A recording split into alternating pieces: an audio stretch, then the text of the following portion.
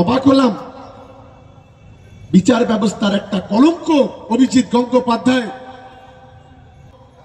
আমি আজকে on camera বলে যাচ্ছি, আরে তোমার যদি এত জনপ্রিয়তা থাকে,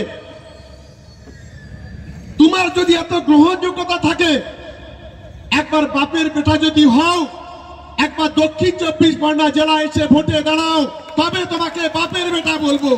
জয়নগরে এসে দাঁড়াও কিংবা ডায়মন্ড হারবারে দাঁড়াও, তোমাকে বাপের বেটা আমি বলবো। কত গ্রহণযোগ্যতা হয়েছে তোমরা দেখি। বিচারের চেয়ারে বসে অনেক কথা বলা যায়, হাইকোর্টের চেয়ারে বসে। একবার মাঠে খেলাটা দেখো। যে তৃণমূল কংগ্রেসের কর্মীদের তুমি দুর্বৃত্ত বলছো, যে তৃণমূল কংগ্রেসের কর্মীদের তুমি সমাজ বিরোধী বলছো, তৃণমূল কংগ্রেসের কর্মীরা তৈরি, তুমি যেখানেই দাঁড়াবে বাংলার তৃণমূল কংগ্রেসের কর্মীরা তোমার জামানত জব্দ করে দেওয়ার ব্যবস্থা তৃণমূল কংগ্রেসের কর্মীরা করবে। এটা তোমার মাথায় রাখা উচিত।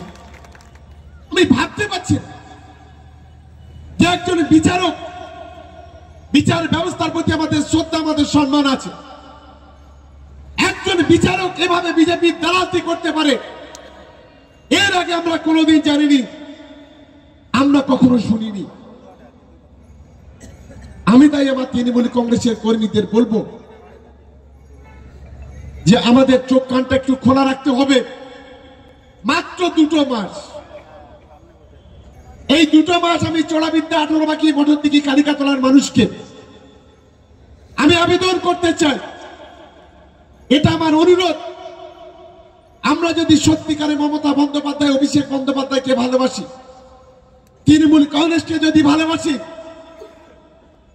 তাহলে ভোটের মাধ্যমে আগামী দিনে তার প্রতিফলন আমাদের ঘটাতে হবে।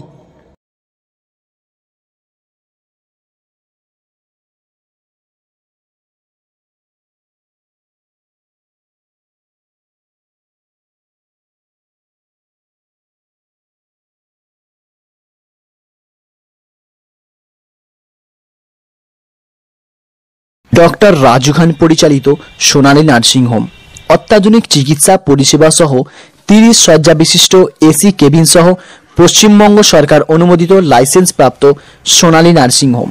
এখানে স্বাস্থ্যসাথী ও আরএসবিআই কার্ডের মাধ্যমে সমস্ত রকম রোগের চিকিৎসা করা হয় বিনামূল্যে।